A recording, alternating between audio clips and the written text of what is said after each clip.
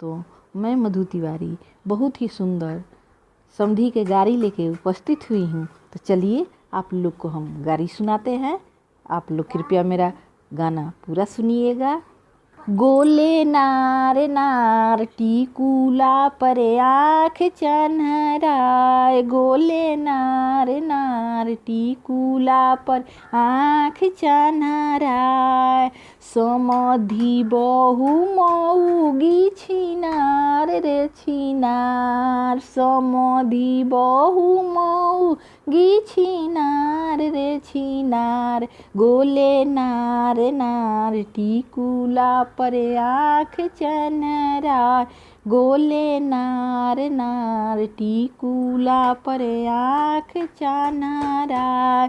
तिलक देहुआ बहु मऊगी छिनार रे छिनार, गोले नार नार टिकुला पर आँख चन्हराए, गोले नार नार टिकुला पर आँख चन्हराए। मोछैला बहु मऊगी छिनार रे छिनार, गोले नार नार टिकुला पर आँख चन्हराए, गोले नार नार टिकुला पर आँख चन्हराए।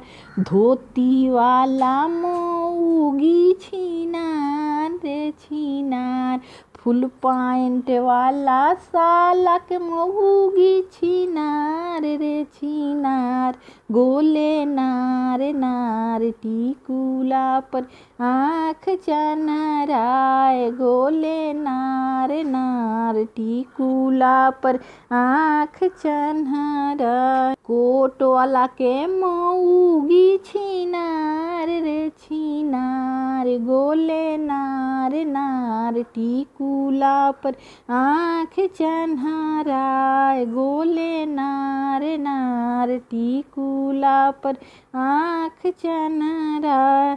कृपया आप लोग को मेरा ये गाना अच्छा लगा हो तो मेरे देहाती दुल्हा चैनल को सब्सक्राइब, लाइक, कमेंट, शेयर ज़रूर कीजिएगा। धन्यवाद।